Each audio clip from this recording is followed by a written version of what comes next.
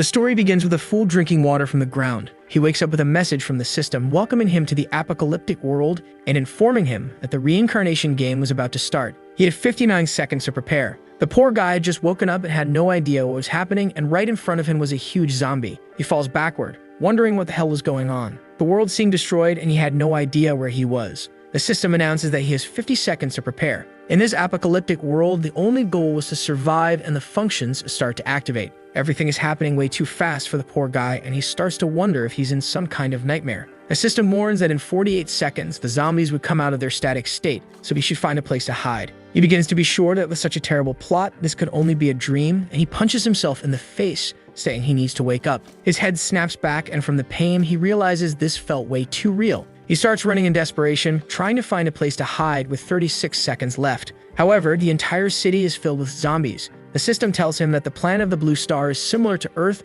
but 100 times bigger. With 30 seconds remaining, he needed to find a place to hide, but the problem was there were zombies everywhere, so it wasn't easy. The message said that the world was full of zombies and mutant creatures, and he needed to kill them to collect energy and become stronger. The poor guy had been walking for 15 seconds and was already exhausted, wondering what he had done to deserve such a death. At 22 seconds, he was vomiting. At 18 seconds, he declared that he was an expert at games, so he wouldn't die so easily. The system announced that he had a special warehouse and could use the collectability skill to gather materials and items from mutants. The creatures of this world were suppressed, but every 30 days, they would become stronger. There were only 10 seconds left, and he was desperately looking for a solution. That's when he saw a small zombie carrying a shield. It was his last chance, so he ran towards it, grabbed the shield, and tore it from the fool's arm. He also snatched a smoke grenade from the zombie's belt and started running, screaming as the last second finally arrived. The poor guy got headbutted and his neck hit the ground hard. The zombies began to move and the game started. The poor protagonist was already surrounded with the zombies closing in on him. He knew that if he didn't escape quickly, there would be no way out. The problem was that the one on top of him wasn't that weak. Unfortunately, he gave it a strong kick, saying he would have to abandon the shield right from the start. He grabbed the smoke grenade, threw it towards the fools, and told them to taste this. With that, the desperate guy started running again. The problem was that he didn't have a superhero physique, and there were people crying for help all around him. He saw several hanging from poles and branches. It seemed that all of them had also been teleported from Earth, and he urgently needed to find a place to hide. That's when he saw a small shop and decided to run towards it. At least inside, there wouldn't be as many creatures, right? But then a message appeared, warning him that inside that restaurant were 27 zombies, and entering there was basically asking to become food. Seeing the red window message, he already knew it wasn't a good idea. As soon as he moved away, he saw two other guys approaching. The system then warned him that the supermarket next door had only 6 zombies and clean water, which would be perfect for him. However, he saw the two guys entering the restaurant and wondered if they couldn't see the message that appeared for him. That's when he started wondering if he had the infamous cheat. He went into an alley, and the system informed him that there were no zombies there and a rank 1 resource box. He entered the room and immediately closed the door. The biggest enemy for this gamer was clearly his own lungs. In the box, he found a bottle of mineral water, an axe, and a physical improvement potion. The system warned him that the human physical rank could be classified into 5 levels, and this potion helped advance it. The protagonist was impressed that by using it, he would get stronger just like that. In the apocalypse, there was no choice, so he used it right away. However, his arm started to swell terribly.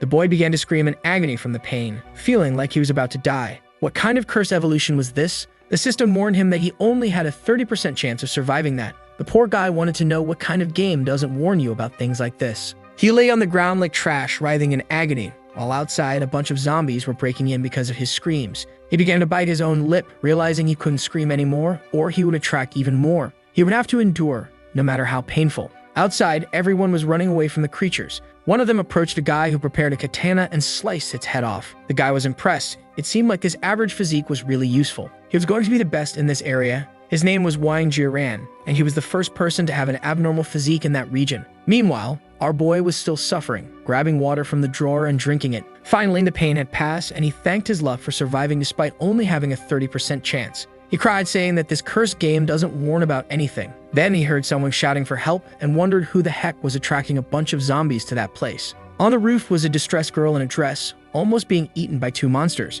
Because of her screams, a horde of zombies was breaking down the door to the boy's place. It seemed this safe haven wasn't so peaceful anymore. He grabbed the axe and the fallen shield. The system informed him that there were 7 zombies on the 2nd floor, but they were distracted by the woman, so he had a chance. The boy was brave and knew that in an apocalyptic world, the only way to survive was to fight. It was time to test the strength of his evolved body. While the poor lady was about to be eaten, someone hit the monster on the head with an axe. Our boy told the crazy woman to scream quieter because she was attracting tons of zombies, but she just kept begging for help in desperation. While she complained, the boy was busy dealing with the zombies, distributing axe blows left and right. He quickly noticed that both his strength and reaction time were much better. When she saw the dead monsters, she started screaming again, and he begged her to stay quiet for just 1 second. That's when the zombie horde burst into the building from below. The boy told her to grab his hand because they had to run, but seeing the number of zombies, she said she wasn't too keen on the idea. Meanwhile, the boy was busy collecting a bunch of items. Then the creatures reached his floor. He realized there wasn't enough time to save the woman. On the left side, there were no zombies, but there was also no way out. On the right, there were 11 zombies, but on the 3rd floor, he would find something safe. Obviously, without any other choice, he headed right, and as soon as he turned, he ran into 2 more. The monster wasted no time and rushed toward him, but the boy wasn't weak either and quickly landed a blow on its forehead. The horde was getting closer and he prepared himself. This level 1 zombie was way too easy for him. He kept running, determined to clear the building. One of the fools even stuck its head out of the window. He saw the elevator, but as he got closer, he realized he needed a card to call it. Just then, smoke billowed from the side and a much larger zombie appeared in front of him. The boy turned around with a dumbfounded expression, wondering if he would have to fight that thing. The system informed him that the key to the presidential area was on the 3rd floor and that the creature in front of him was carrying it. He quickly noticed both the key and the elevator card attached to the zombie's belt. That was what he needed, so there was no choice. He lunged to take down the monster. His attack hit the creature's shoulder, but it didn't seem to do much damage. Worse yet, his axe got stuck. The monster threw a punch in return, but the boy managed to block it with his shield. However, the monster followed up with a charged punch, delivering a barrage of blows that crushed the boy's shield. He couldn't hold on, and the shield flew out of his hands. At the same time, another zombie came at him. Since his axe was stuck in the monster's shoulder, he couldn't defend himself. But the boy was brutal, grabbing the zombie's head and ripping it off, asking if it really thought he was that weak. The big zombie came at him from behind, so the boy threw the head into its mouth, telling it to eat that. He grabbed a fire extinguisher nearby and hurled it at the creature's face, causing it to stagger backward. Taking advantage of the confusion, the boy passed by, retrieved his axe, and snatched the key, knowing he couldn't kill the monster. He ran toward the elevator, desperately hoping the zombies wouldn't get close. Clearly, a few were already approaching. He noticed strange green veins on his face and wondered if that medicine had some side effects. The zombie began to react, but he quickly noticed it was wearing a police uniform and had a gun at its waist. The problem was that his body felt weak now, and more zombies were jumping at him from behind. He grabbed his beaten-up shield and managed to defend himself, but unfortunately, he'd have to leave the gun for later. As he threw himself into the elevator, the creatures approached, but finally the door closed. He was exhausted. He hadn't had a moment to rest. The system informed him that now in the presidential area, he could use the card to enter a room without any zombies. However, the boy was struggling with a cursed poison spreading through his body. He said he couldn't resist much longer. He finally entered the suite, saw a refrigerator, dropped his axe, and started dragging himself toward it. When he opened it, at least there was a ton of water. He began drinking, and the strange curse seemed to disappear. It looked like water was even more valuable in this world than he thought, and having so much of it in that room, he basically had a treasure. Outside, everyone was being eaten by the creatures, while our boy was enjoying the good life. But man, this zombie plague had way too many creatures, and people outside were screaming not to let them in while our boy was belching on the couch after drinking a Coke. Another guy with blue hair was with his group, hammering away at some zombies. His name was Zheng Hao, and he was suffering while the protagonist feasted. On the roof, the katana-wielding ones killed 3 people who didn't seem to be zombies. He thanked them for gathering supplies and said they were true heroes, while our boy just burped on the sofa. Wang Jiran said it was time to head to the police station to get some weapons. Sometime later, night finally fell. The city was completely overrun. In another location, Zheng Hao was monitoring the system, wanting to save more people and establish a survivor camp there. But the people with him were just praying to survive the night. A girl under a table told them not to be afraid. Back to our boy, he decided it was time to check out his loot. With an inventory that felt like something out of Minecraft, he had collected some fabrics, production items, and weapons. He realized he had gotten a lot of stuff, but would have to discard some of it to carry more water. He had also found a car key, and the system informed him that there were important items in the parking lot. The boy noticed there was some kind of global chat and wondered how the other players were doing. Some people were talking about dying of thirst, others about searching for a hospital, and of course, some were trying to negotiate items. He saw a message from Zheng Hao, who was trying to organize a base with his friends, and he was impressed. However, he didn't want anyone to find out about his ability to see hints, so he decided to continue traveling alone. At that moment, he noticed that a lot of people seemed to be selling sausages and water. It seemed that with the system, you could also trade items, which was perfect for him, since he needed to get rid of a lot of stuff. He noticed that a guy named Wanshu was selling sausages and water in exchange for a bunch of energy cores. He thought it was a good idea, but he knew that in an apocalypse, the value of water and food would only increase. So instead of selling food, he sold weapons and got more water and food. That's when a guy named Zhao Xiyu announced the map of the city campus. To get it, you had to join a private chat, and he accepted. Strangely, he saw an image of a sad and worn-out girl. The boy asked for the price, and she said she wanted water and a little food. He knew that with the map, it would be easy to figure out where the supplies were and which areas were dangerous, but he didn't want to let her know how much he valued it, so he made a low offer of half a bottle of water and some leftover food he had eaten and asked if she wanted it. His plan was to gradually raise the offer, but she accepted immediately. He confirmed the trade in the system, and the girl, emotional, said that he was truly different from others, not just helping for personal gain. The boy felt a little embarrassed and said it was always good to help people. She started drinking the water desperately, and he told her to slow down. He decided to add her as a friend so he could send her more later. He then asked if they could add each other and whether her location had as many resources as the map suggested. However, before she could respond, the chat ended. He figured she might be afraid of him because she was a girl and decided it was time to get some sleep. Another day dawned, and as always, there were zombies everywhere. Zheng Hao, no matter where he was always surrounded by girls. He was planning to go to the hospital to see if there were any resources or medicines there, while the boy decided to go down to the second floor. Armed with a shield and an axe, it was time to handle things. As soon as the elevator door opened, he dashed out in desperation, but strangely, the hallway was empty. He wondered what had happened. Even more bizarre was the human blood on the floor, and he didn't remember seeing any other players. Not to mention, it was only a drop, which meant it wasn't from a zombie, as they would have torn the person apart. This suggested that a player had been hunted by another. Worse, the killer probably took the revolver he had been after. Fortunately, he was on the third floor, and the person didn't have the key card. He started heading down the stairs, knowing he had to go to the lower floor to find that car. Meanwhile, Durham was jumping through a window, checking his stats to see if there was anyone else around. Considering the place was still somewhat empty, it must have been Durham who took the revolver. Our boy, meanwhile, was running through the parking lot, pressing the alarm to see which car was his.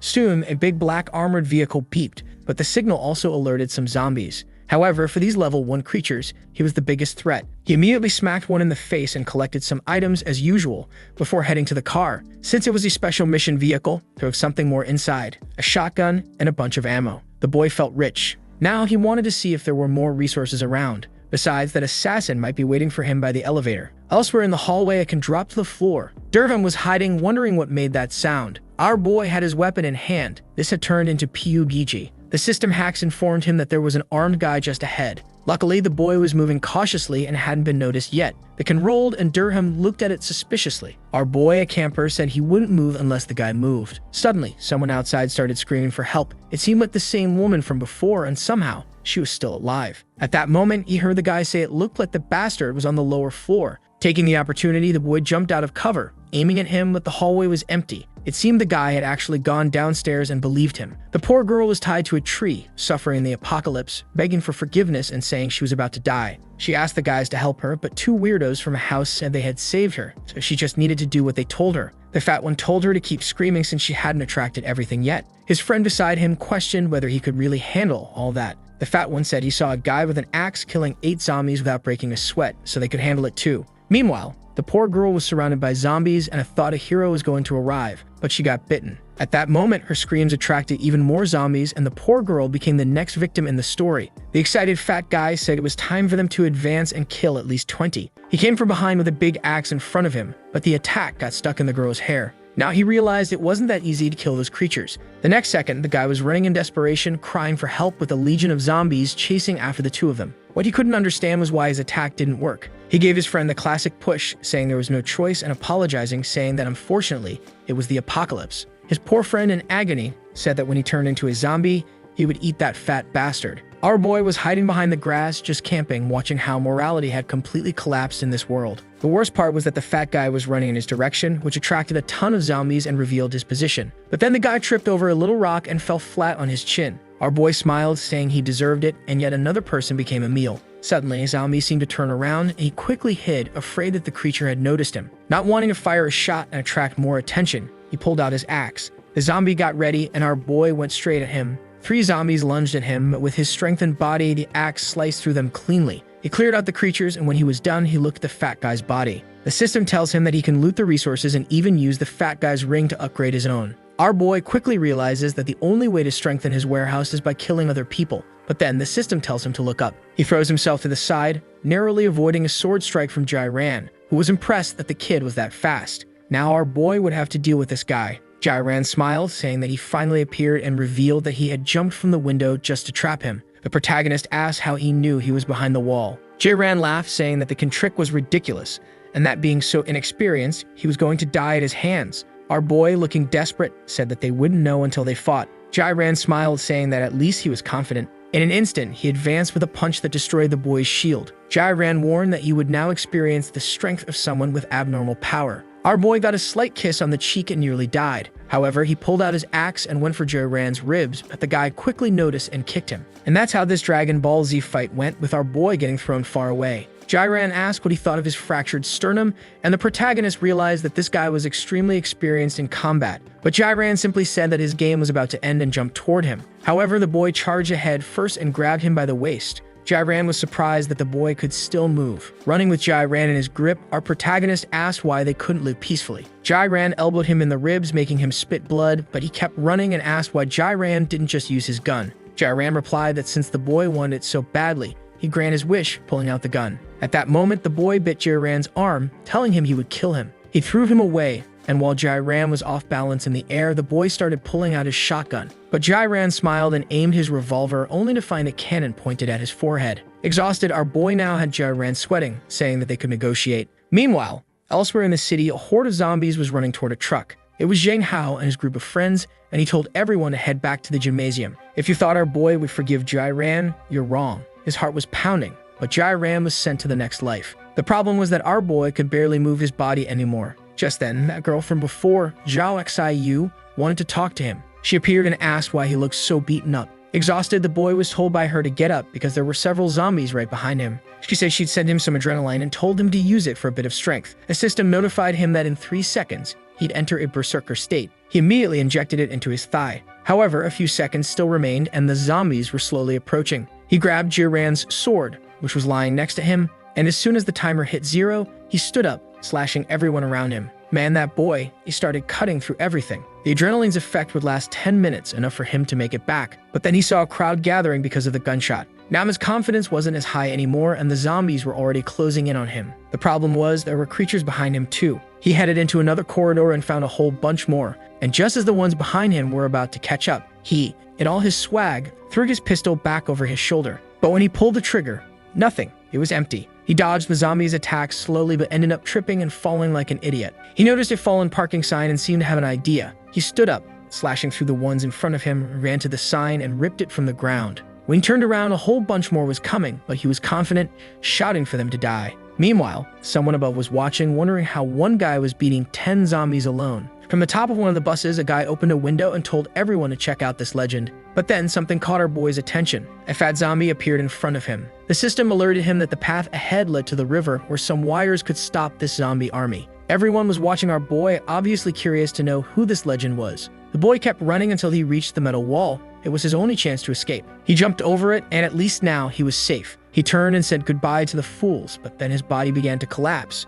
The effects of the medicine had worn off and he felt like a sack of potatoes. He tried to get up, but it wasn't easy. The system informed him that if he leveled up, he'd gain a stronger physique and that he had enough resources to do so. When he opened his inventory, he saw that it was full of food, water, and a ton of weapons. Everything he'd looted from Jai-Ran. He had 105 energy cores, which he needed to level up. Of course, he immediately accepted. As soon as he leveled up, it felt like his body had reset, and he was full of energy. The system notified him that he had reached the peak of the human body rank, and that to level up again, he would need 300 cores. Our boy felt like his hand was as solid as stone, and to test it, he punched another zombie, destroying it instantly. The most amazing thing was that it didn't even leave a mark on his hand. He cried from the dust that flew into his eye, and the system informed him that he had been detected and that his ring was full. Since he had both Jai-Ran's ring and the other guy's, he could evolve his own to level 2 and gain more space. Seeing that everything had worked out, he realized it was thanks to the girl who gave him the adrenaline at the crucial moment. The system warned that in 10 days, the zombies and mutants would get stronger.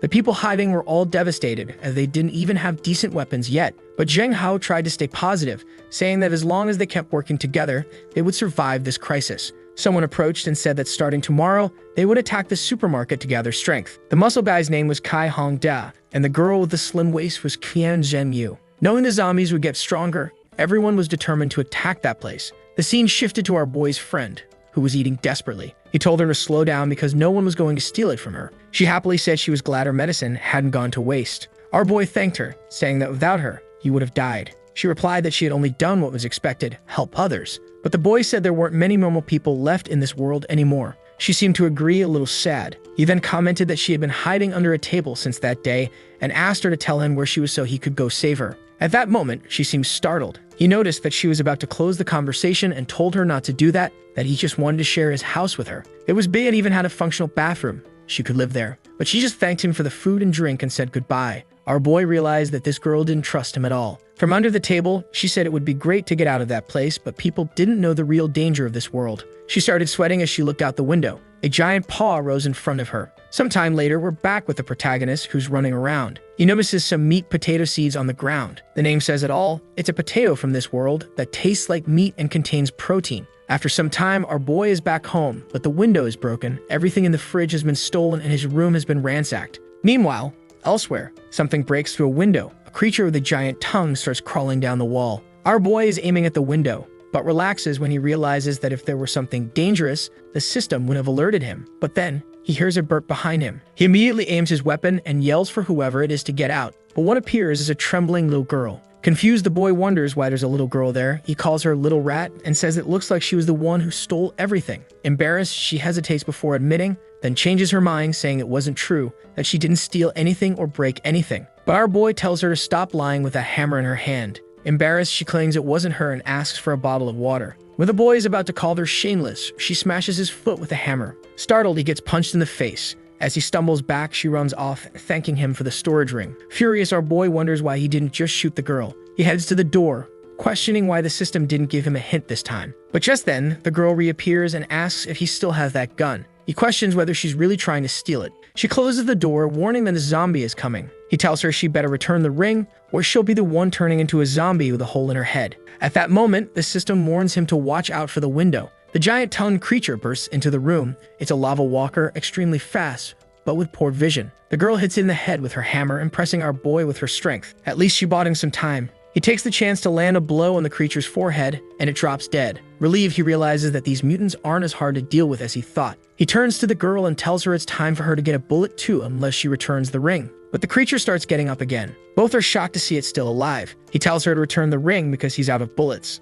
She responds by saying he should just give her 2 bullets, and she'll handle the rest. He dodges and tells her to give it back already. He kicks the creature in the head, sending it crashing into the wardrobe. Finally, the girl hands over the ring. The boy grabs it just as the creature lunges at him again. He reloads his gun and tries to shoot, but the creature dodges and clings to the ceiling. Our boy quickly realizes this thing is smarter than a normal zombie, especially since it changes targets and goes after the girl. She tries to defend herself, but doesn't have much of a chance. The boy tosses her a katana. As soon as the creature falls, he collects the body and receives 15 energy cores. Turning to the girl, he tells her to get lost before he takes her out too. But she says he's her new boss since he's loaded with good weapons and resources. He raised his arm about to say something, but she already called him boss and warned him that he had been wounded by the creature. The crazy girl starts laughing, saying that since he's going to turn into a zombie in 2 hours, she might as well kill him now to spare him the pain. Furious, he demands to know why he should pay for her stupidity and says that before he dies, she'll pay the price. Scared, she asks what he's going to do. With a serious expression, he tells her it's obvious.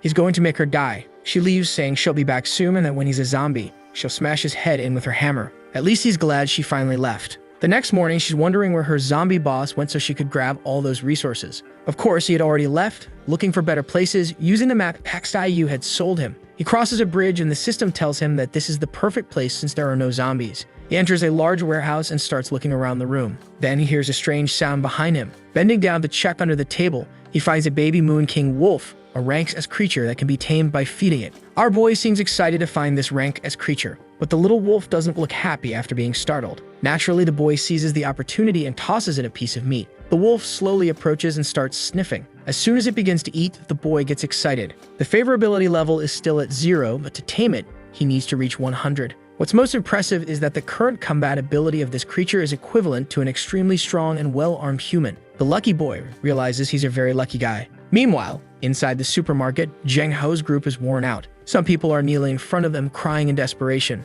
Zheng Hao tells them to give them some food. Zhen Ji says it doesn't make sense. After all, in 2 hours, they'll turn into zombies anyway. But Zheng Hao says that since they got injured protecting them, they should at least get something good to eat before they die. Everyone falls silent but seems to agree. However, Han De, standing nearby, thinks their leader is an idiot. Our boy was down to his last piece of meat. The dog was happy, and the favorability had reached 99. Finally, he tamed the Moon King wolf combat pet. Its name was Pang, and it ate zombies, meat, animal meat, and mutant meat. The boy then called the wolf over and told it to drink some water. While worrying about this, Phase 2 is approaching. That night, they were digging something on the beach, and Pang was making some holes. However, our boy told him he had no more seeds, so that was enough. Unfortunately, he had to spend his water bottles to water the crops since it wasn't raining. Phase 2 was about to start, and he urgently needed a way to start purifying the water. He told Pang to guard the house and not let anyone approach the island. In the chat, he noticed that all the city's water supplies seemed to have become strangely polluted. Zheng Hao was still announcing that he had 15 survivors with him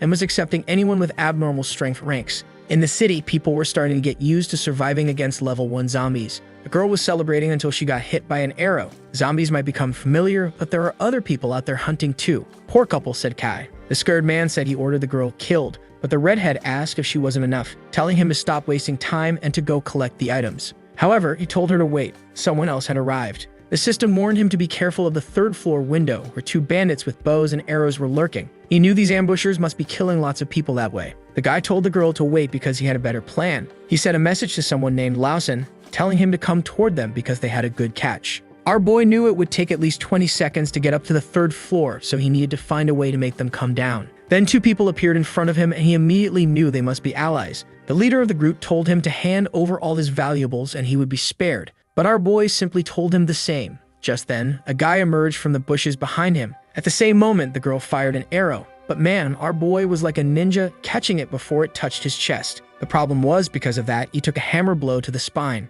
The guys celebrated, calling everyone over and wondering how such a weak kid could be the boss. The scared man didn't want to come down, but the girl jumped down immediately. When she hit the ground, she asked how he could be the boss if he was so scared, especially since the boy was already dead. But at that moment, the scared guy shouted for everyone to be careful. Our boy got up behind the first guy and cracked him across the back, saying that now everyone was in the same place. Another one came at him from behind, but our boy stood still and split the guy in 2. Then the system warned him to watch out for a grenade. Seemed like that warning came just in time, right? The leader grabbed the redhead and told her to run because the kid was strong. All the leader's buddies died in the explosion, and our boy managed to climb up to the next floor. The redhead asked why they were running, and the leader said that with that kind of speed, the boy must be at the limit of the human body, a rank far above theirs. He looked back and saw someone following them, realizing that the boy would catch up soon. They both stopped and were startled by a giant zombie in front of them, and right behind them, our boy appeared. The leader said he knew they made a mistake by attacking the boy and offered to give him half of everything they had.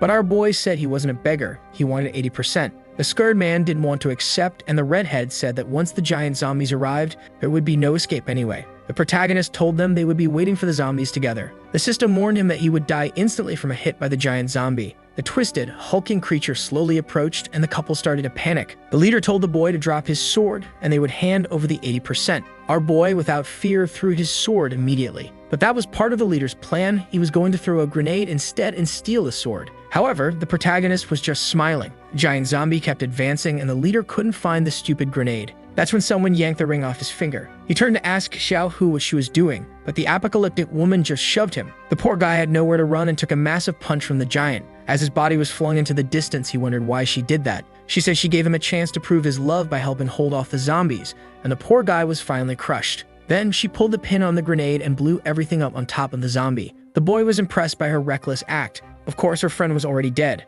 She saw the storage ring drop to the ground because what she had stolen was only the grenade. Just then, the giant zombie lunged at our boy. The system told him to run away from the giant and chase the girl instead. That was a better choice. He decided to come back for the ring and the sword later. Meanwhile, someone found the body of the girl who had been shot with the arrow. It was Zheng Hao's group. They knew it had been a bandit, but what they couldn't understand was why the resources hadn't been stolen. Then a guy yelled from a distance, saying that all the bandits they had seen were dead. Zheng Hao was shocked and told everyone to stay alert, believing it to be a trap. The redhead appeared around the corner, asking why that crazy guy was following her instead of going after the ring. But man, she got kissed on the forehead and dropped dead instantly. Our boy appeared, looking desperate. Zheng Hao told everyone not to move. Without hesitation, the boy went to the redhead's body and started collecting the items. Zheng Hao told his friend to grab the rings from the nearby body and hand everything over to the boy. If he still refused to let them go, Han De would lead a group to escape. Zheng Hao then assured the boy that they had no bad intentions, and the lovely Zhen Yu placed the rings on the ground, offering a lot of valuable items in this apocalypse.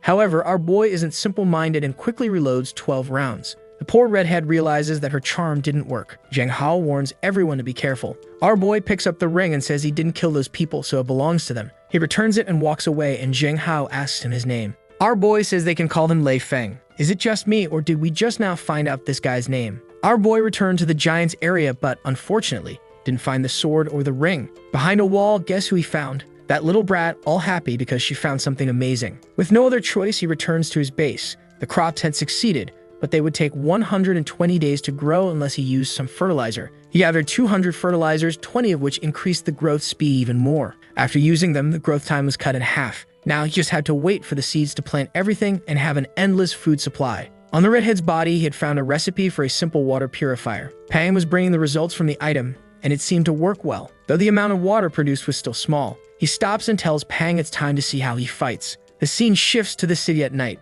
An arrow flies through the air, landing squarely in a zombie's head. Our boy is playing the role of the Green Archer, leaping across rooftops, while Pang in combat form is crushing everything below. Lei Feng is impressed with how much stronger Pang becomes in this form, but his current priority is leveling up himself. He collects 13 more zombie bodies and several crystals, now at 103 out of the 300 he needs to level up again. At that moment, Pang seems to notice something and leaps upward in an instant, but our boy tells him to come back because it's too dangerous. Pang was chasing one of those lava crawlers, but in this apocalypse, even mutants don't play around. They had set a trap. Pang manages to bite one of them, but another creature, a giant octopus-like mutant, falls on his back, biting everything. Pang turns around in desperation, but more mutants are closing in on him. In the air, one of them gets hit in the forehead by a slingshot. With Pang in danger, our boy can afford to miss a single shot. He fires another arrow, but it breaks upon hitting the creature. The mutant changes its target and rushes toward him. Perfect, he thinks. Now he won't have to aim. One of the creatures leaps and roars, and our boy slices it with a cleaver, gaining 15 more cores.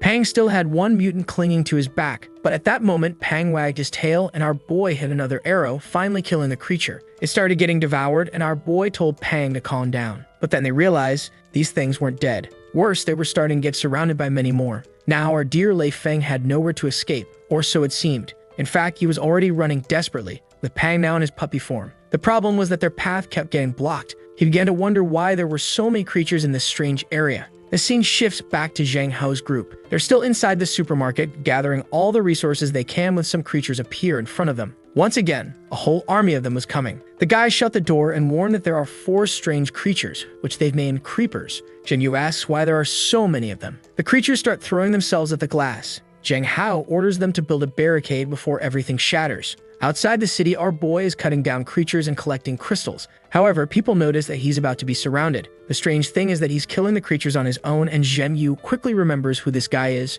2 more monsters leap onto Lei Feng's back, and she shouts for him to look behind. Our boy turns around with a cleaver, finishing one off, then draws his shotgun and blasts the other. Meanwhile, elsewhere in the city, that bratty girl was suffering from the heat. She thought it was strange because it felt like she had a fever. The system congratulated her for becoming awakened and informed her that she would receive a talent from the system. Zheng Hao then commented that the situation was getting too weird and they should all head back to the gymnasium. While our boy was running from 6 creatures down the street, they suddenly stopped. A message appeared, saying that some survivors had illegally awakened their powers and therefore Phase 2 would begin in 59 seconds. The system told him to kill these creatures before they evolved, as they would become dangerous. With 39 seconds left until Phase 2 began, our boy had killed all but 25. Lei Feng tried to take another path but was blocked by a giant zombie and a bunch of creepers. He obviously asked the system to show him another route, and it suggested he go down a nearby alley, where 300 meters ahead, he'd find a truck with gasoline. He started running, but there were only 15 seconds left. Seeing the number of zombies, he knew that Phase 2 was going to be much more difficult. The creatures were all eyeing him and only 8 seconds remained. He finally reached the truck, but a monster was holding the door. There wasn't enough time to kill the creature with the army of zombies closing in. He decided to slide under the truck, but he hit his foot on a rock. While he was wincing in pain, Phase 2 had started. At that moment, the creature on top of the truck jumped at him, crashing into the ground and causing an explosion. The creature had not only grown larger, but also much faster. It leaped toward him again, and he barely managed to dodge the attack. Realizing that if he dragged out this fight, he would be killed, the creature jumped so high that it got confused, but it quickly came back down to attack him again. Without his katana, it was impossible to kill the creature, so he needed to find a place to hide first. He managed to open the truck door just as the creature lunged at him, and inside, there was a bazooka. The creature kept coming, but our boy grabbed the bazooka and told it to try a bite of this. Needless to say, the creature was disintegrated. Meanwhile, on top of a building, Zheng Hao's group was being surrounded. He told everyone to hold on and that they would find a way out. Yu was landing perfect shots with her arrows, while the rest of the team was already cheering. Suddenly, everyone began to hear the sound of footsteps. In the distance, a gigantic zombie was approaching. The girl with pink hair started crying, saying that today everyone was going to die. Zheng Hao told her to keep fighting, assuring her that they would soon find the weakness of these monsters. But Hong De said the only way was for someone to lure the zombie away. He turned and said he knew how to escape, but he would need a few brothers who were willing to sacrifice themselves. Zheng Hao was shocked, turned around and told him to shut up. But Hong De said that in the world of the fittest, some people needed to be sacrificed for the rest to survive. Zheng Hao approached him when someone interrupted them. It was Yu, telling them to stop fighting because the giant was heading toward them. Zheng Hao kept running and killing zombies, telling everyone to follow him. Suddenly, a sewer exploded and a creeper emerged. The problem was that it was one of the evolved ones. Hong De said he had told them it would have been better if they had split up so at least some of them could survive. At that moment, a truck came barreling in. It was our boy, having the time of his life, mowing down zombies and collecting cores. He already had 583 of the 300 he needed. He advanced and became a level 1 awakened, activating the talent system. For level 2, he would need 1,200 cores and already had 288. He kept speeding up the truck and the group raised their hands, thinking they were finally saved. But then our boy pulled out a bazooka. Without hesitation, he fired it. Everyone was shocked that he had something like that in the apocalypse. Zheng Yu even said, "He's the man." Zheng Hao immediately gave the order for everyone to follow the truck since it was clearing the way. Meanwhile, in another alley, the talent that the girl awakened allowed her to blend in with the zombies, so she would stay among them unnoticed. That's when a little puppy appeared, and she found it cute. But this was that same sneaky thief girl who had stolen from our boy. Sometime later, our boy drove to the right and Zheng Hao's group was safe. Hong De asked if they shouldn't follow the guy to find out where he lived, but Zheng Hao said that would be crazy. This guy had already spared him once, and offending him wasn't a good idea. Meanwhile, Zheng Yu was already missing our boy, commenting on how strong he had become recently. A while later, our boy returned home and Pang was there. Li Feng got all excited seeing that his wounds had healed. However, someone was wondering who had arrived at her house. Apparently, Pang could communicate with our boy and passed on the information about what happened there. Just then, the system alerted him to something above. The girl arrived, saying that her zombie friend had finally returned. But our boy easily dodged and realized again how annoying she was. He hit her on the head and asked if that wasn't his sword she was holding. She then asked why he hadn't stayed in the room so she could kill him and take the ring. He commented that it seemed like she was the one about to turn into a zombie. She smiled wickedly, saying that was actually the ability she had awakened. At that moment, our boy almost slashed her, and she asked what he was doing. He tried again and she dodged. Then she stretched out her arm and activated a trap ability, a gas that turns someone with an abnormal physique into a zombie within 30 seconds. Our boy pretended to be affected and asked her to stop this cruel ability. What impressed him was how quickly she had evolved, but in any case, he couldn't keep her around anymore. He thanked her for taking care of Pang and told her she could leave now, assuming she had stolen everything from the kitchen. She said it was actually just payment for following her boss.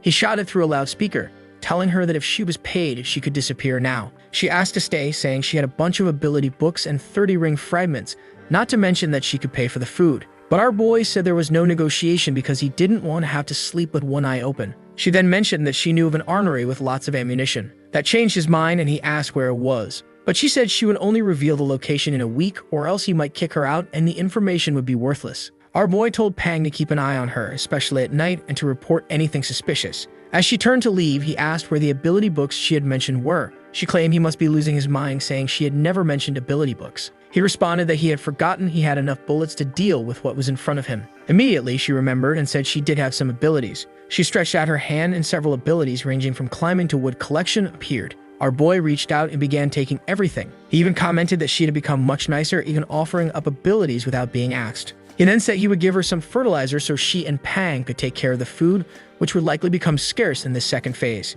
He left, telling her not to worry. She would take care of the entire island. Meanwhile, she thought to herself that it was much better to stay there, where it was safe and there was food. Back at home, the system informed him that he could use 120 cloth scraps to make level 1 protective clothing. At that moment, he realized he had received the gene improvement talent, which boosted his physique, endurance, and speed, as well as the energy improvement talent, which increased the amount of power he could extract from each core. The first talent increased his recovery rate by 10 times and everything related to speed by 50. The second one reduced the amount of damage he took and increased the efficiency of everything by 20%. Now, with the extra defense from his pure energy shield, he knew close combat with zombies was no longer a problem. Meanwhile, in another part of the city, the zombies were trying to break through a window. As usual, Zheng He's team was in deep trouble, with everyone saying they wouldn't last much longer. One desperate guy said that even if the zombies didn't break in, they wouldn't be able to escape and eventually they would die of hunger. He declared that the place had now become everyone's graveyard. Zheng Yu tried to calm them down, saying they had survived so far and would continue to survive. But the guy with the red eyes asked about this so-called survival and charged at her,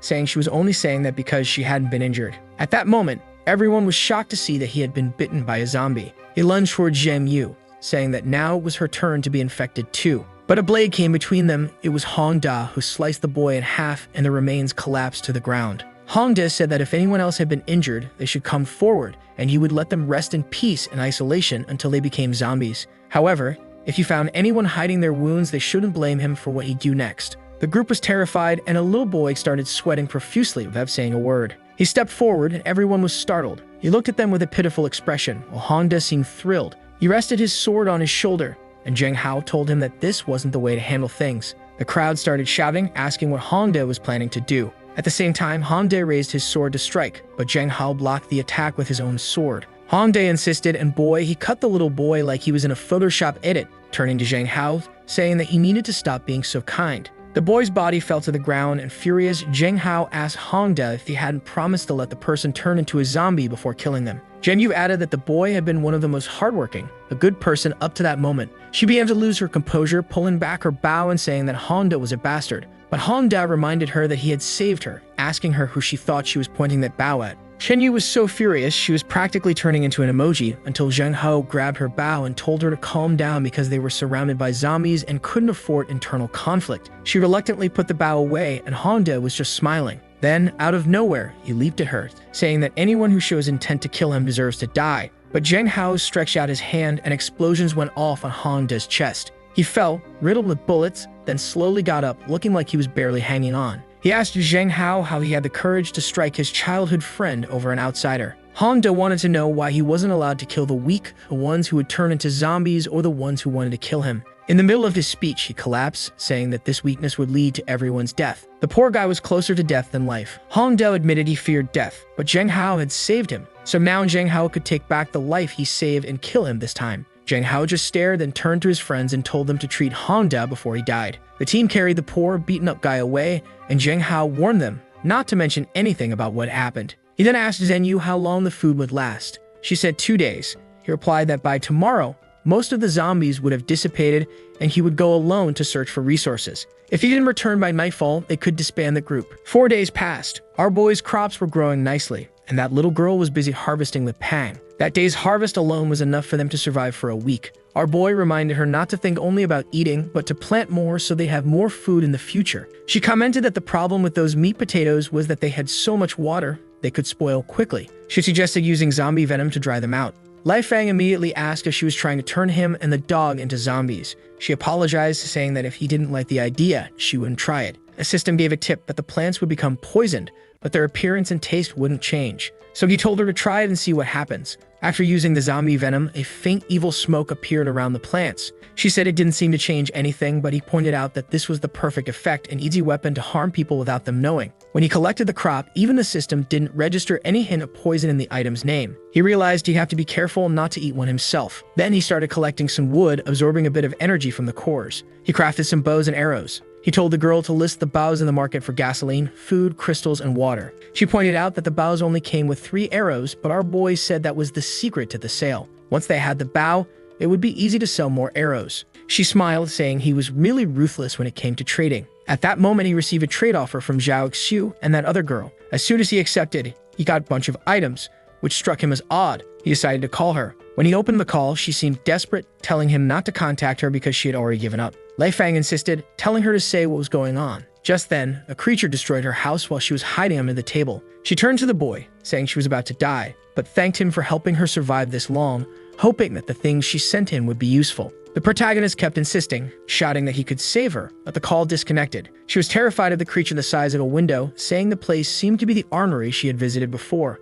Lai Fang grabbed her by the shoulder, shaking her and demanding to know where it was. She finally showed him a map with the location but warned that she had only walked around the perimeter and had no idea what was in the middle. Lai Fang immediately declared that they were going to that place. The truck sped through the city and the little girl commented that the number of zombies had decreased. Meanwhile, our boy was focused on rescuing Xiu. That's when they saw someone face to face with a horde of creatures, and the girl mentioned that someone was fighting a mature Krauser. At that moment, Zheng Hao threw 3 daggers, hitting the creature squarely. As it staggered back, he retrieved the daggers and sliced its neck. He sprinted off while our boy watched, analyzing the situation. Our boy noticed that Zheng Hao had an extremely strong physique but hadn't leveled up yet. To be fighting creatures like this, he must be crazier than him. Zheng Hao threw another dagger, finishing off another creature. Zheng Hao stood there in shock, realizing the truck could handle things much faster. Meanwhile, our boy continued speeding through the city, not stopping for a second, mowing down all the zombies. The good thing was that he was collecting tons of crystal cores, and the girl was thrilled because she was getting half of them. He was now face to face with the giant zombie.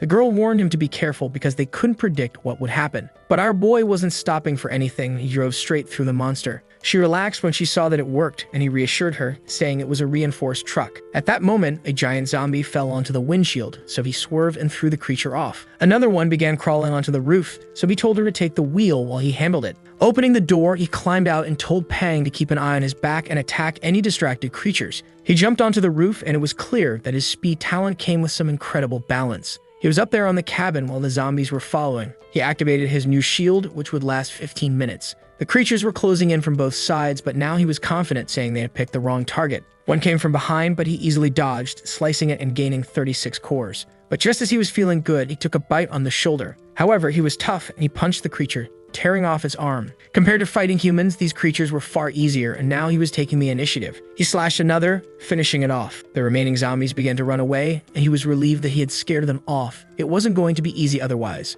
His recovery talent kicked in, and his body began to regenerate. But suddenly, another zombie appeared behind him, jumping to attack and trying to knock him off the truck. Our boy confidently told it that it should have run while it had the chance, rather than dying a miserable death. At that moment, Pang came from behind and finished it off, adding another 32 cores to the count. Meanwhile, from inside the truck, the girl screamed for him to hurry back because there was a huge horde of those giant zombies up ahead. She warned that they couldn't slow down and were about to crash head-on. The truck collided with everything in its path. Our boy opened the door and told her to get out of the driver's seat because he needed to get in. The truck seemed to be holding up, but they were teetering on the edge of a bridge. At the last second, he swerved, narrowly avoiding plunging into the abyss, but instead crashing into more zombies. The girl began praying that the truck wouldn't explode while he kept collecting 36 crystals with each hit. But then the system warned him that the truck would explode in 40 seconds. He kept mowing down the creatures, smoke billowing from the engine. The girl begged him to slow down, saying she couldn't even see anymore. But our boy just told Xiu that they were almost there. He then saw a wall of creatures up ahead, and she confirmed that this was the place. He told her to jump on the count of 3, and they both leaped out as the truck continued forward and exploded,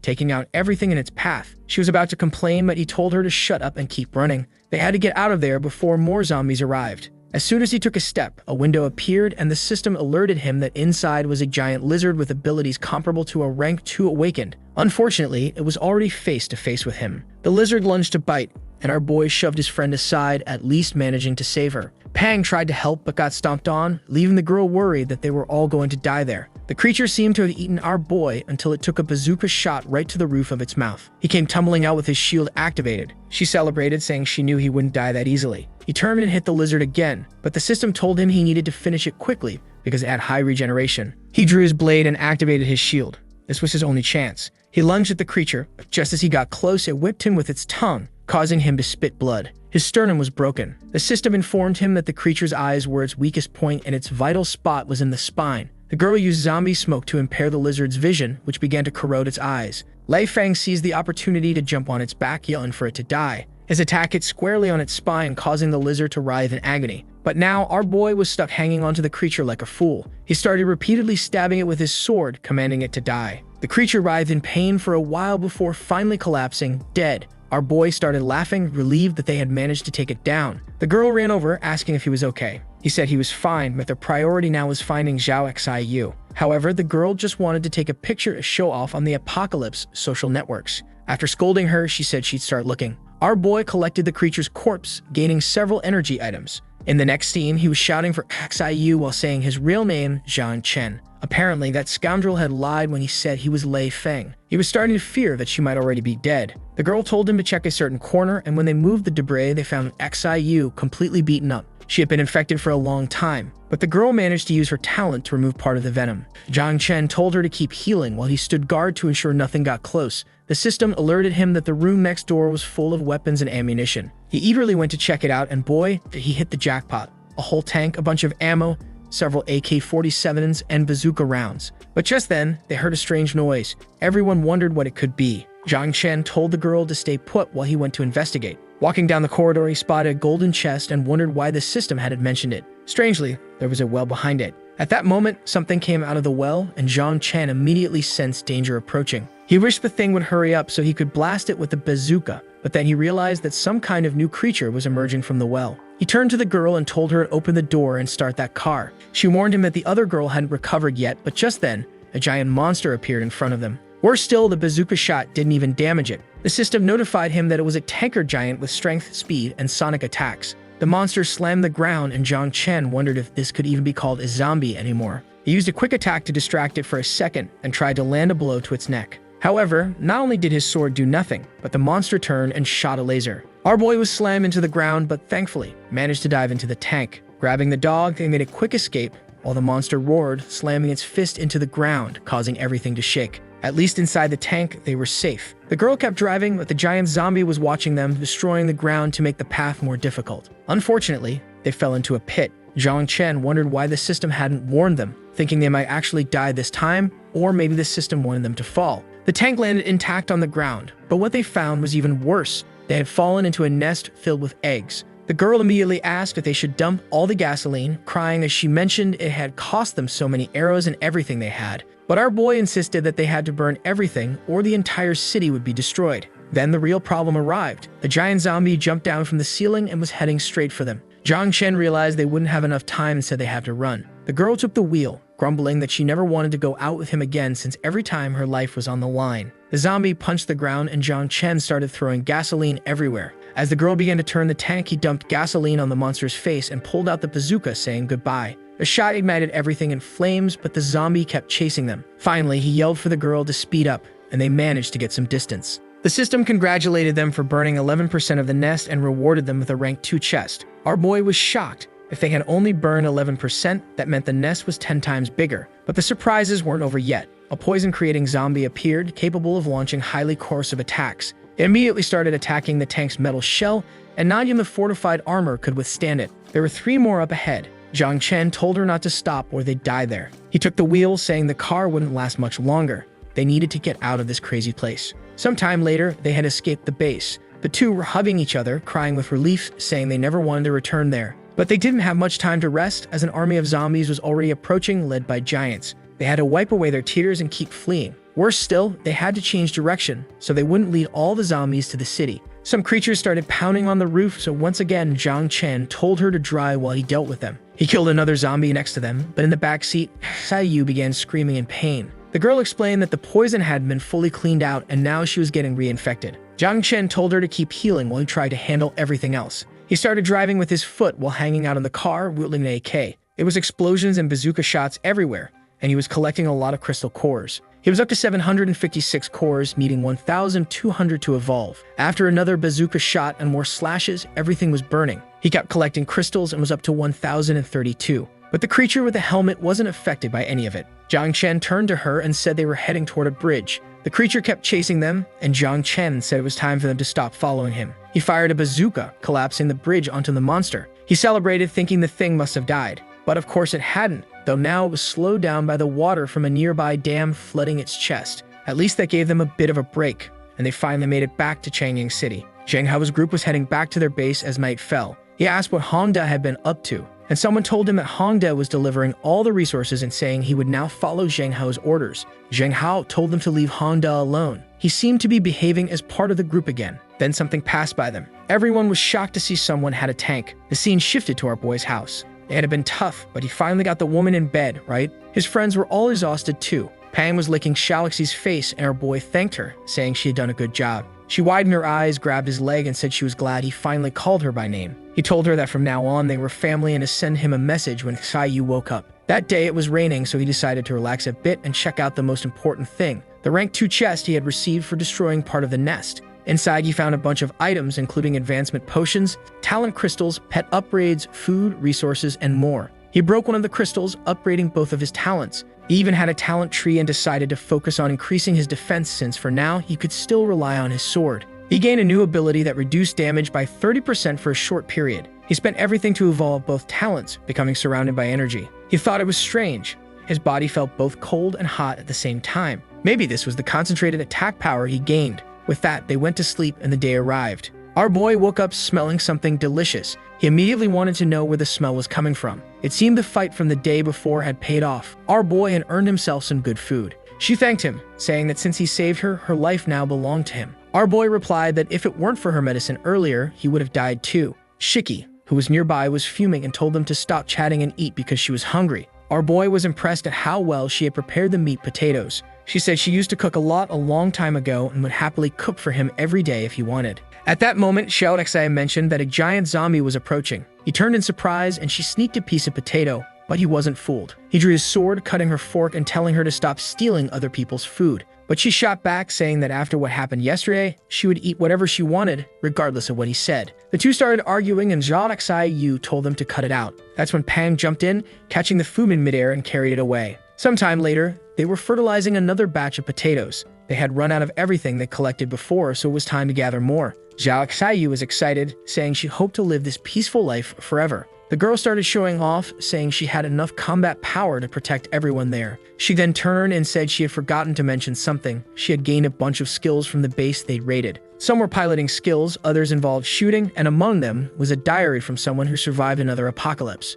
2 other interesting skills were knowledge of metals and basic mechanics. She learned all the abilities and decided to read the diary. It described how, on August 12, 2012, a virus spread through the city, turning everyone into zombies. In less than 24 hours, there wasn't a living soul visible on the streets. By September 12, however, humanity's worst nightmare had become mutant plants and insects. Most of these creatures revived after being killed, and they also came from underground. By October 12, people in the bunker began taking their own lives, tired of living underground. In December, insects attacked the base, and they didn't have time to get into their mechs. When the elders heard this, they wondered if there were also armed robots in that place. The scene shifted to Xiao Xie driving the tank through the city, feeling confident now that our boy could repair it. She was calm about going out to kill zombies. Pang had evolved, and dealing with the smaller zombies was now extremely easy for him. They knew they needed to keep getting stronger, so standing still wasn't an option. In classic superhero style, Zhang Chen leaped into battle, acting like he was in a Marvel movie, stomping the ground and breaking everything around him. Even a Kai-Yu from the 3rd floor was firing bazookas. These low-level creatures were now basically free experience, and they continued clearing out the entire city. Man Zhang Chen hit them with a laser blast, cleaning everything out, but it hurt his hands so much that he realized he should save it for the right moment. He kept absorbing everything around him and collected over 700 crystals. Finally, he had enough to advance another level, becoming a rank 2 awakened. To reach rank 3, he now needed 6,000 energy. His fire and ice abilities also evolved. He gained 4 talent points and decided to spend them all. He jumped, and in the next second, he appeared beside Xiao Xie. She was impressed, saying it seemed like he was teleporting. Our boy asked her how many points she needed to level up, and she said she still hadn't advanced. He questioned how that was possible, but she told him not to worry since they were surviving just fine. However, Zhang Chen insisted they needed to get stronger before a disaster hit the city. He activated his eye to scan for more zombies. Kai-Yu then announced she had reached the level of exceptionally strong and wouldn't be a burden anymore. Zhang Chen praised her, saying that was impressive, and now was time for them to clear the entire city. In a nearby room, it was full of creepers when suddenly the wall exploded. The monsters were shocked as fireworks burst beneath them. Of course, it was Zhang Chen. The creepers started fleeing, but Xiao Xie gave the order to fire all their bullets and not let any of them escape.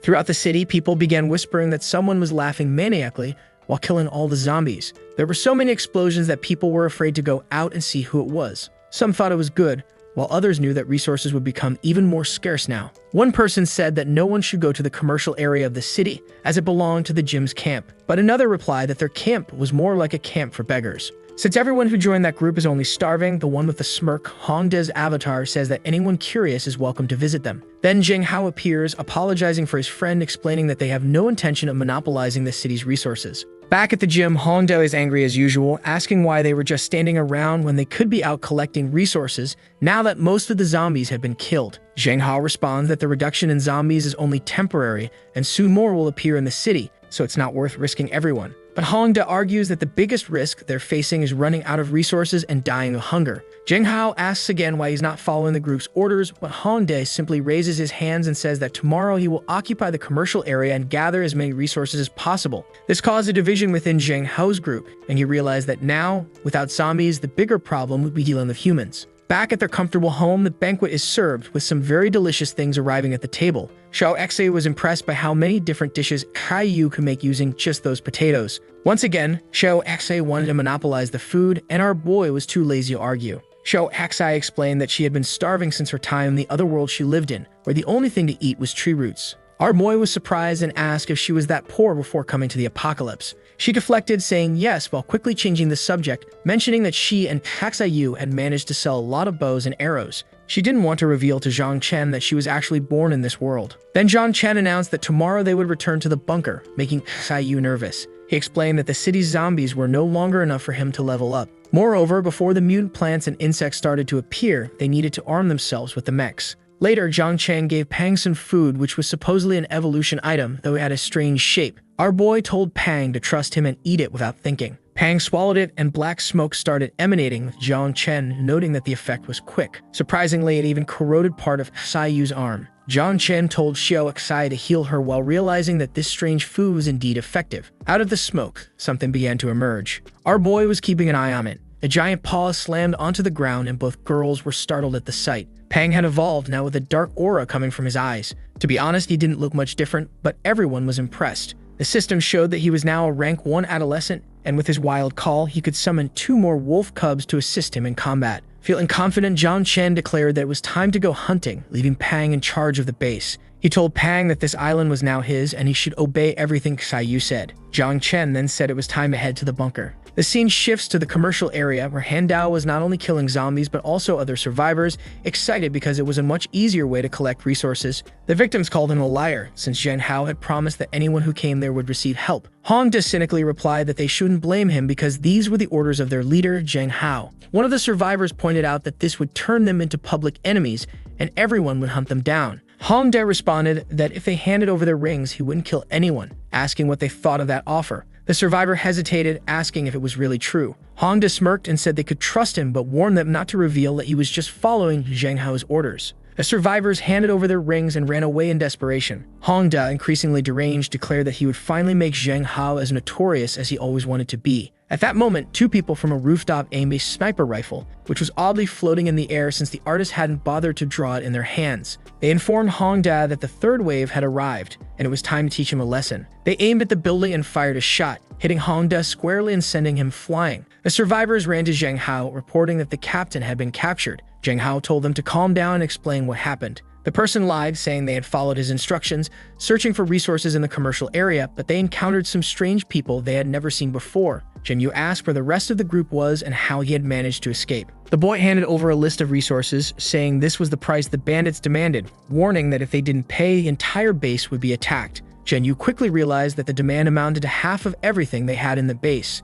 Zhang Hao told everyone to stay calm, reasoning that these bandits wouldn't dare attack a base in the middle of a city full of powerful players. However, he admitted that his concern was that even if they handed over the supplies, they might still be killed. Zhen Yu asked if he was really willing to give up half of what they had. Zhang Hao, feeling conflicted, said he knew of a way to save Hongdae and that he had to help his friend. The scene shifts to a cave. Xiao Xe was walking through the creature's core area, asking where the mecha was. Just then, one of those poisonous creatures appeared in front of her. Startled, she nervously started talking to the monster, asking if a zombie knew where the armed robot was. The creature just stared at her for a moment, then shook its head, indicating no. To test if the creatures would obey her, she commanded it to leave, and immediately, it ran off. She went ahead and asked if it had seen a big piece of metal that the zombies were afraid of. The zombie nodded and pointed downwards. The scene then switched to Zhang Chen, trading punches with that giant zombie with a helmet. He was using all his defense skills to buy time for Xiao Xai to find the mecha, but she had to be quick because he couldn't keep fighting the creature for much longer.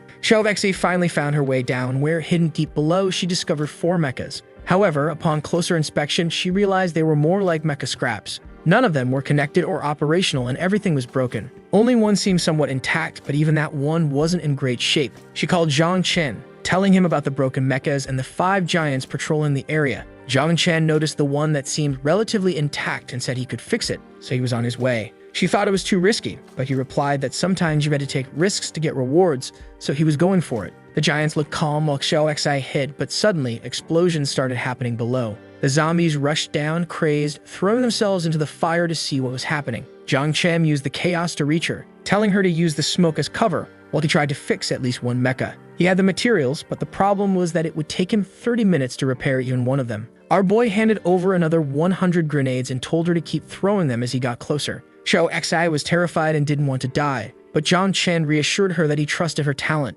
Meanwhile, some zombies were returning. She grabbed the bazooka, saying she'd buy time, but he had better save her when it was ready. Zhang Chen noticed that it was getting more expensive to continue the repairs. In the meantime, Xiao Xi was shouting at the zombies, calling them idiots, while throwing grenades left and right. Amidst the smoke, the creatures struggled to find her as she kept tossing grenades and bazookas at everyone. Time passed, and fortunately, she had used up all the ammunition she had received. She was exhausted, but she knew this was a critical moment and needed to buy just a bit more time. After a while, the zombies were all beaten down and Xiao Xi had no more ways to help. Bravely, she declared that she would keep stalling even if it meant becoming a zombie herself. But just then, something emerged from the smoke. It was Zhang Chen in the mecha, although it still looked a bit beat up. The problem was that a lot of zombies were blocking his path. Luckily, the mecha was extremely fast and he easily dodged around them. He told Xiao Xi that for now it could only fly because it still needed a lot of materials, and he ordered her to jump in and drive it while he distracted the creatures. She jumped into the mecha and went straight for the monsters, telling Zhang Chen not to worry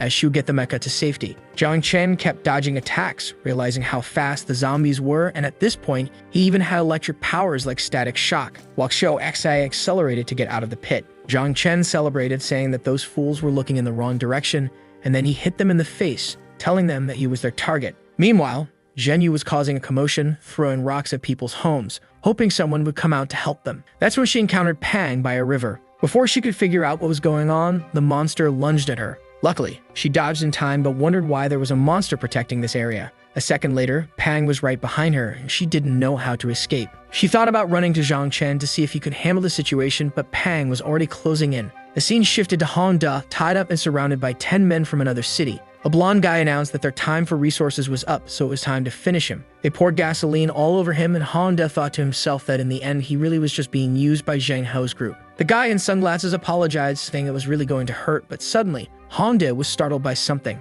Everyone heard footsteps approaching. It was Zhang Hao, walking in like a Chad, all alone. The blonde guy asked where the guards were, and Zhang Hao responded that no one was answering. Calmly, Zhang Hao took off his ring, saying that it contained the resources they wanted and asking them to leave his people alone. But the guys all pointed their weapons at Zhang Hao, saying there was no negotiating with someone who just showed up out of nowhere. Zhang Hao had expected this to happen, and the blonde leader said they weren't just going to take their resources, they were going to take their lives too. Zhang Hao asked if the blonde guy really wanted to blow up the whole place, and the blonde guy scoffed, asking how he planned to do that while being there alone. Zhang Hao opened his shirt to reveal a few explosives strapped to his chest. The blonde guy raised his hands and told his men to let the boy go. He was fuming as they retreated, instructing his men to follow Zhang Hao and blow him up along the way. However, as soon as Zhang Hao made his exit, he ran off at full speed. Han De, injured and struggling to keep up, begged him to slow down because his wounds were reopening. That's when Zhang Hao revealed that all the bombs on his body were fake. Han De was furious, while Zhang Hao wondered why Zheng Yu hadn't been able to lure the creature yet. Since Plan A hadn't worked, it was time for Plan B. Suddenly, a guy dropped in front of them.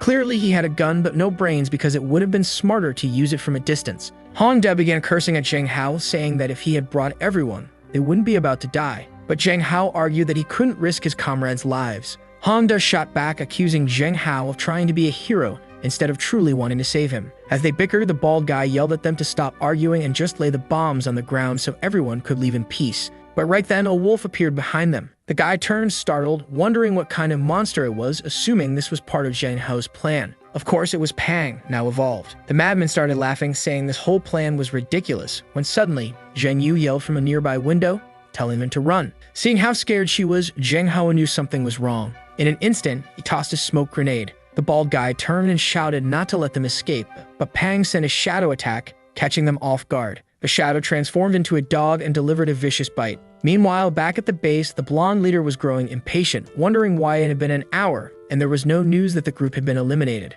What he didn't know was that everyone at the base was running around in panic, trying to figure out what kind of monster they were dealing with. The blonde guy guessed it was a war pet and ordered everyone to start shooting. They emptied their magazines, but nothing seemed to affect Pang, who leaped into the middle of the group, tossing them aside effortlessly. Before they could react, Pang was clawing at their chests. The blonde leader tried to flee, realizing the creature was too strong, but Pang let out a war cry, summoning his 2 clones. With that, the entire base was wiped out. Sometime later, back in the city, Hongde thanked Zheng Hao for saving him and said he could make his way back on his own. Zheng Hao agreed, saying that was probably for the best for the group. Once again, Hongde walked away angry, complaining that no one understood him. Meanwhile, Zhenyu was furious, shouting that Hongde was a heartless bastard who didn't deserve to be saved. Hongde muttered to himself that he would return, become an awakened, and replace that damn Zheng Hao. Then the scene shifted to several trucks and tanks moving through the city, packed with armed men. The leader, who seemed calm, ordered them to kill everyone in the city as revenge for his younger brother. They were to place treasure chests in highly visible spots to attract various groups and then kill them all.